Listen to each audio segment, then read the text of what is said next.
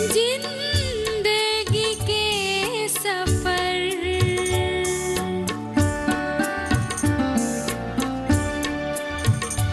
जिंदगी के सफर, अब हुई सुहानी सफर। नाजुक सी गाँव मेरी रोशन हो गई, नई उमंग नई आशा भरे, सपनों की गाँव, सपनों की गाँव। मुसीबत में हूँ। मैंने तुम्हें खुशहाल रखने के लिए ठेका नहीं ले रखा। जाओ तुम, मुझे बहुत काम है। कोई बात नहीं भैया, मैं कुछ ना कुछ जरूर इंतजाम कर लूंगी। वो तो है, लेकिन मैं जमीन को देखे बिना हाँ नहीं कह सकता। ठीक है सर। एक काम करता हूँ, ऋषभ अक्सर रोमारी गांव जाते रहता है, वो आज भी जाएगा। आप लोग बिल्कुल चिंता मत कीजिए, मैं कुछ ना कुछ इंतजाम करती हूँ। लेकिन सुनीता, रंजीत चौधरी एक बहुत बड़ा व्यापारी है।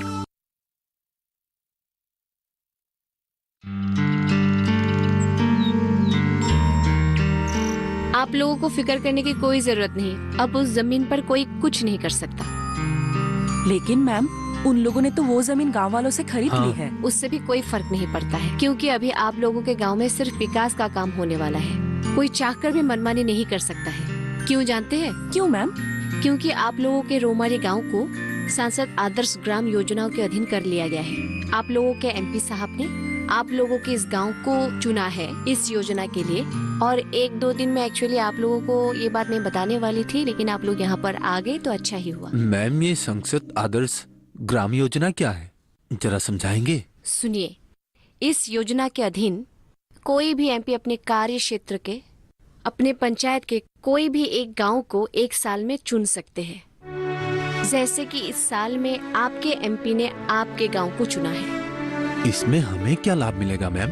इससे आप लोगों को बहुत सारे लाभ मिलने वाले हैं और इस योजनाओं के अधीन आप लोगों के गांव में तरक्की ही तरक्की होने वाली है। जैसे कि अस्पताल खोलेंगे, नई सड़कें बनेंगी, स्कूल खोलेंगे, बिजली मिलेगी और सरकार से दी गई बहुत सारी योजनाओं का लाभ मिलने वाला है।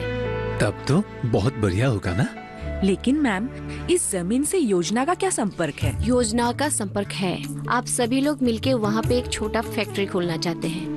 उसके लिए आप लोगों ने लोन का अप्लाई भी किया है। हाँ जी मैम। और इसमें बहुत सारे लोगों को लाभ भी मिलने वाला है। हाँ, वो तो है। और वो रंजीत चौधरी वहाँ पे एक रिजॉर्ट खोलता है तो वहाँ लाभ सिर्फ रंजीत चौधरी को ही मिलने वाला है कि नहीं? हाँ। जैसे कि आप लोगों के गांव संसद आदर्श ग्राम योजना के अधीन है, इसीलिए वहाँ इस योजनाओं को पहले ही स्थान दिया जाएगा।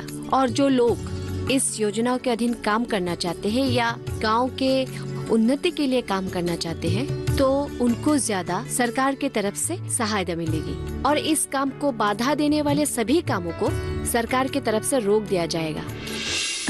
तो मैम, वहाँ रिजॉर्ट नहीं बनेगा? कतई नहीं बनेगा। हम लोगों ने इस गांव के विकास के लिए एक छोटा फैक्ट्री खोलने का प्लान किया था, लेकिन आप लोगों ने तो सारा तैयारी पहले ही कर लिया है। तो हम सब लोग मिलकर इस प्रोजेक्ट को जोरदार तरीके से आगे बढ़ाएंगे। अब पहले आप लोग गांव जाकर उस रंजीत चौधरी के खिलाफ एक एफआईआर दर्ज कीजिए कि रंजीत चौधरी गांव के विकास के काम को लेके बाधा डाल रहे हैं। और वो तीनों जमीन मालिकों के ऊपर भी एक एफआईआर दर्ज कीजिए कि वो लोग गांव के लोगों को ठग रहे हैं। बाकी सब आप लोग मुझ पर छोड़ दीजिए। तो फिर मैम, हम लोग निश्चिंत होकर जाइए, चिंता की कोई कारण नहीं। मैम, आपको बहुत बहुत धन्यवाद। इसमें धन्यवाद की क्या बात है, ये तो मेरा फर्ज है। तो फिर मैम, हम लोग चलते हैं। ठीक है, आप लोग जाइए। मैं भी बहुत जल्द आप लोगों के गांव आऊंगी और सारी बातें सब लोगों को अच्छी तरह से समझाऊंगी। हाँ ठीक है मैम। ठीक है। नमस्ते। Thank you. नमस्ते। वहाँ लगा के देखो सीधा है कि नहीं। वहाँ तक खींचो और थोड़ा। हाँ ठीक है, लगाओ। और वहां जाके देखो एक बार।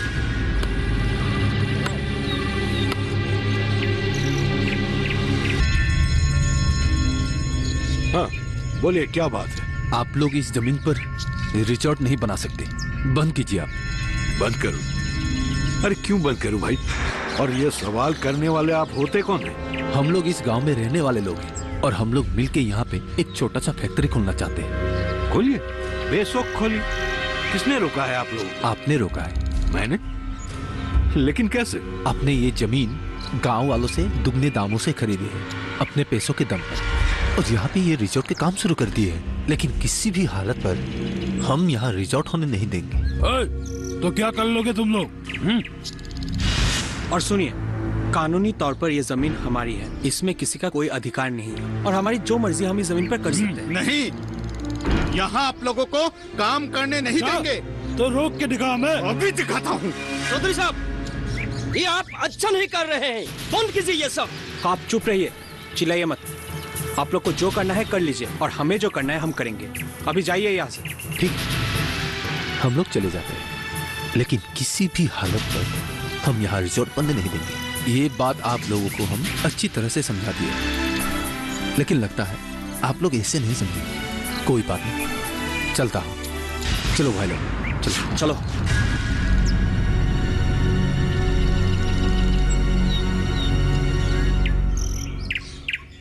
अरे क्या हुआ? काम पे लग जाओ। चलो चलो, ये सब चलता ही रहता है। तुम जरा इधर।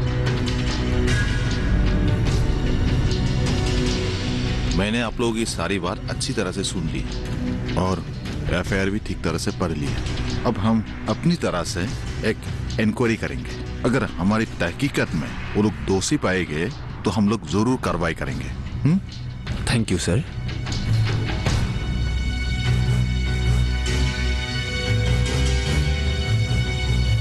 अब आप लोग बेफिक्र होकर घर जा सकते हैं। हम लोग संभाल लेंगे और समय पर आप लोगों को खबर करेंगे। ठीक है सर, तो फिर हम चलते हैं। नमस्ते सर।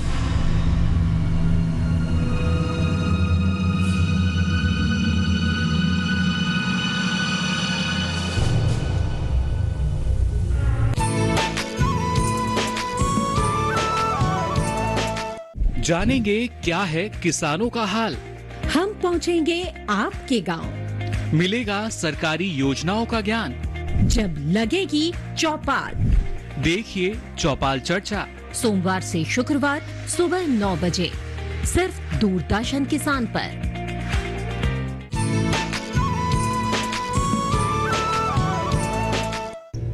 ये कैसे हो सकता है सुनीता? हमने पुलिस को एफआईआर दिए पूरे 1 महीने हो गए हैं, लेकिन पुलिस कोई एक्शन ही नहीं ले रहा है। हाँ, और रंजीत चौधरी ने अपनी जमीन पर फाउंडेशन बना रहा है। अगर हम लोग इसी तरह चुपचाप बैठे रहेंगे तो पूरा रिजॉर्ट ही बना लेगा। तो अब हम लोग कुछ नहीं कर पाएंगे। मुझे तो लगता है ये ओसी रंजीत चौधरी के साथ मिले हुए हैं, इसीलिए सब कुछ जानने के बाद भी वो कुछ भी एक्शन नहीं ले रहा है। आप लोग शायद ठीक कह रहे हैं। वीडियो मैम भी किसी जरूरी काम से बिजी हैं, इसलिए गांव नहीं आ पाए। मैंने उनको फोन किया था, उन्होंने कहा है कि फिक्र करने की कोई बात नहीं है। जल्द ही हमारे गांव में संसद आदर्श ग्राम योजना के अधीन बहुत सारे नए प्रोजेक्ट शुरू होने वाले हैं। कुछ ऑफिशियल काम बाकी है, वो निपटा के मैम हमारे गांव आएंगे और एमपी सर भी आएंगे। ये तो बहुत ही अच्छी बात है, लेकिन अगर हम वीडियो मैम के इंतजार में ऐसे ही चुपचाप बैठते रहे तो रंजीत चौधरी को रुकना बहुत ही मुश्किल होगा।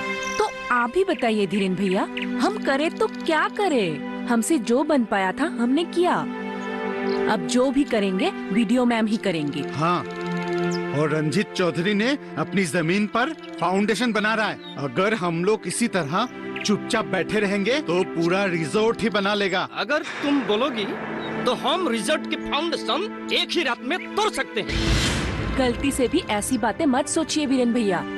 हमें जो भी करना है कानून के दायरे में रह के करना है। किसी भी हालत में हम कानून को हाथ में नहीं लेंगे।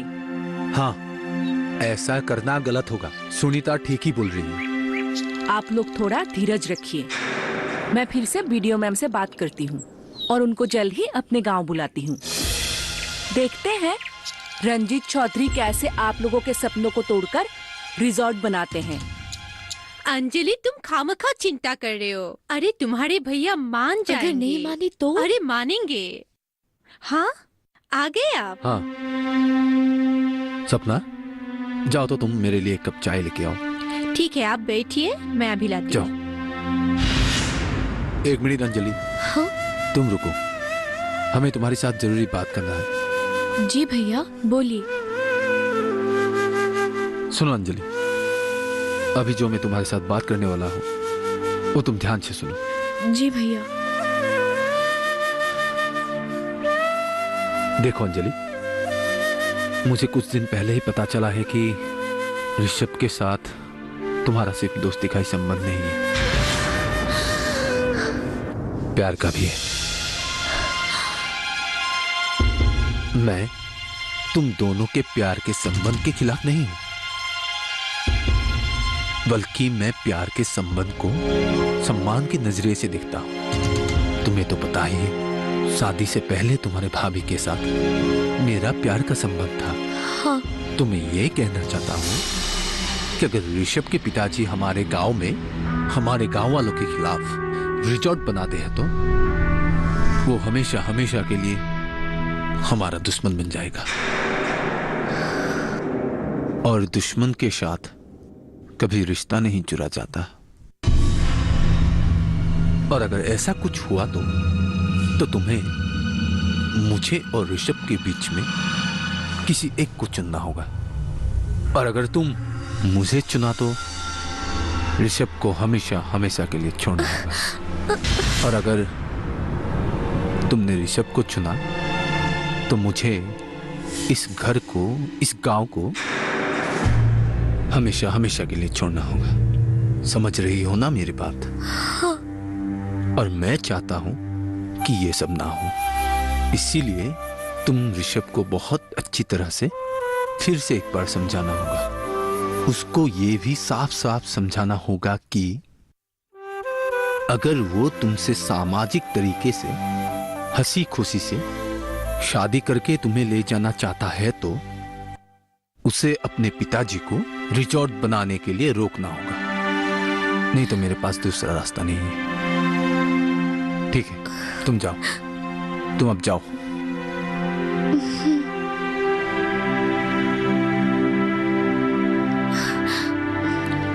लीजिए, चाय पीजिए।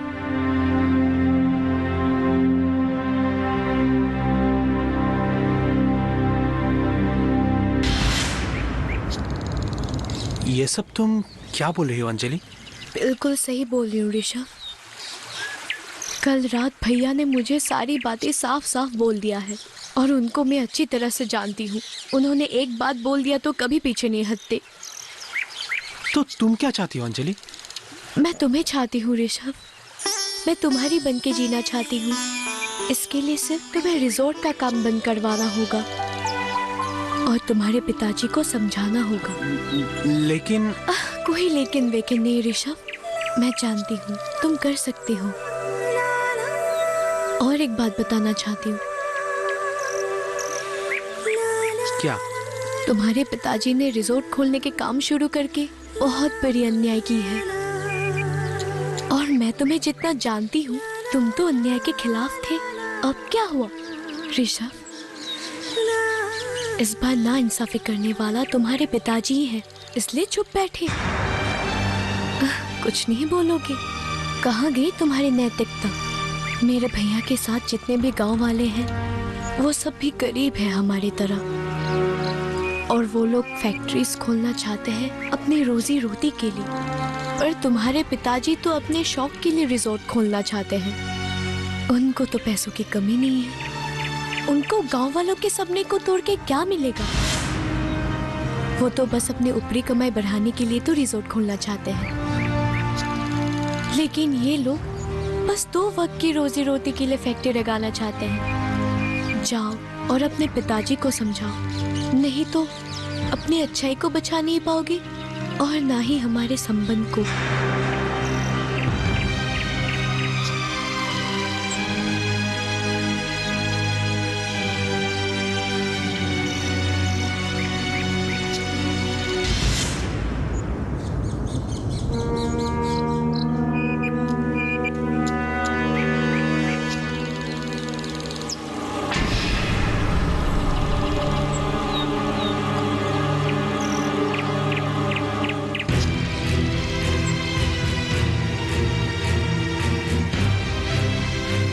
ये सब क्या बक रहे हो? तुम्हारा दिमाग ठिकाने पे है तो? मेरा दिमाग ठीक है पापा, बस आपका सोच बदलने का वक्त आ गया है। ऋषभ, तुम जानते हो तुम किससे बात कर रहे हो? अगर तुम मेरे बेटे नहीं होते, ऐसी बात कहने के लिए मैं तुम्हें क्या करते पापा? अगर मैं आपका बेटा नहीं होता तो आप क्या करते? खूब ज्यादा से ज्यादा आप मुझे मार डालते। पर आप एक बात भूल गए पापा, एक आदमी को मारने से उसका सोच, उसका विचार नहीं मरता। तुम्हें अचानक क्या हो गया है? अरे कुछ नशे करके आए हो क्या? नशे में ही था पापा। इतने दिन मैं भी आपकी तरह आपके झूठे शान शौकत के नशे में था, लेकिन अब ये नशा उतर गया है। आपके हरकतों ने ये नशा मेरा उतार दिया है। अच्छा, अब क्या करने का इरादा है? आज से मैं भी उन गरीब गांव वालों का साथ दूंगा और आपका विरोध करूंगा। मेरे खिलाफ जाओगे? क्या कर पाओगे? कुछ नहीं कर पाओगे। अब तक तुमने अपने बाप को पहचाना ही नहीं। क्या लगता है तुम्हें मुझे पता नहीं?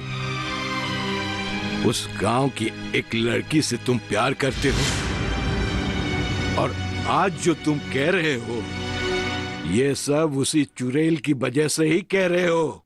पापा, अंजलि के खिलाफ एक गलत शब्द भी मत बोलिए, नहीं तो मैं भूल जाऊंगा कि आप मेरे पापा हो। अच्छा, तो अब हालत ऐसी हो गई है कि उस लड़की के लिए तुम मुझ पर हाथ भी उठा सकता है। जाओ जाओ, मेरे नजरों के सामने से दूर हो जाओ, निकल जाओ मेरे घर से। ठीक है पापा, मैं चलता हूं। भगवान आपको सद्बुद्धि दे।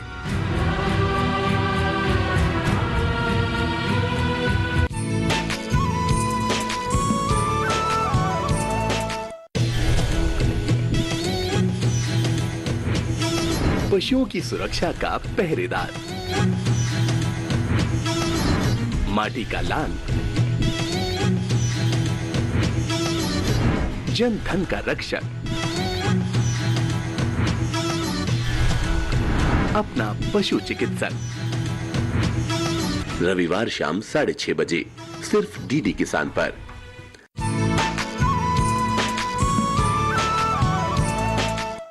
आप लोगों को ये जानकर बहुत खुशी होगी कि हमारे एमपी साहब ने आपके इस गांव को सांसद आदर्श ग्राम योजनाओं के अधीन कर लिया है, और इस गांव में इस योजना के अधीन बहुत सारे विकास के लिए बहुत सारी योजनाएं इस गांव में लागू की जाएगी, और कुछ ही दिनों में इस गांव में एक नया हॉस्पिटल भी शुरू होगा, और 3-4 महीने में इस गांव में हर एक रास्ता नए रूप से बनाया जाएगा, और यहाँ पे हम 4 पुल भी बनाएंगे और एक हाई स्कूल भी, ताकि यहाँ के हर बच्चों को पढ़ाई करने के लिए दूर नहीं जाना पड़े। इस योजना के अधीन जल्द ही इस गांव में बिजली लागू होगी, खेतों में पानी का व्यवस्था किया जाएगा, और इस गांव के जितने किसान हैं उनकी एक गोट बनाकर मुफ्त में एक ट्रैक्टर भी दी जाएगी, और इस गांव में जितने भी शिक्षित युवक युवतियां हैं उनको मुफ्त में कौशल विकास का ट्रेनिंग भी दी जाएगी। इस गांव में और बहुत सारी सुविधाएं दी जाएंगी, जिसके वजह से गांव की तरक्की ही तरक्की होने वाली है। आप लोगों में से कोई भी लघु उद्योग खोलकर काम करना चाहता है तो सरकार के तरफ से आप लोगों को लोन भी दी जाएगी, जैसे कि इस गांव के धीरेन और उनके साथियों ने लोन लेके उद्योग खोला है।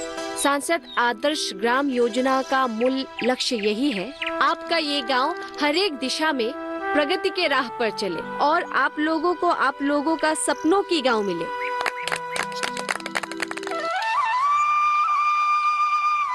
एक महीने के अंदर में काम हो जाना चाहिए।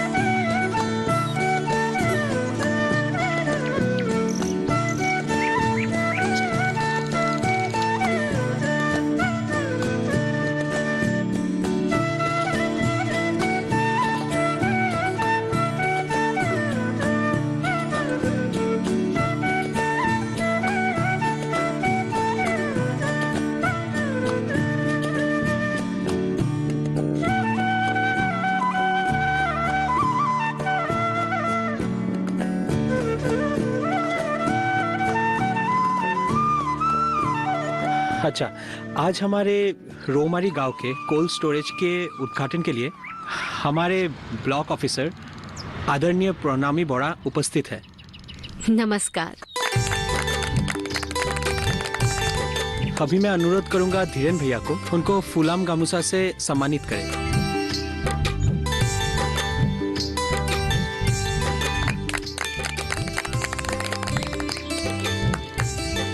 आप अभी कैची से उद्घाटन कीजिए। जी ठीक है।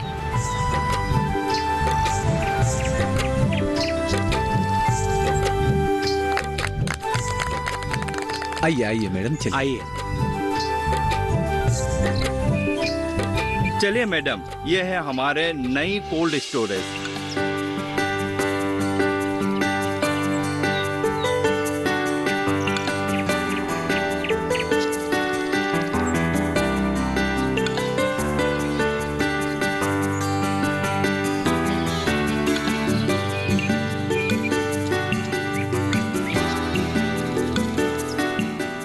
अरे धीरेन भैया, आप लोगों ने तो कमाल कर दिया। क्यों? आप ही लोगों के वजह से हमें एक पक्की सड़क मिल गई। अरे इसका सुनाई तो बीडीओ मैम को जाता है। क्यों? अरे आपके वजह से ही हम लोग इस गांव में पर्याप्त काम करने के लिए हिम्मत जुटा पा रहे हैं।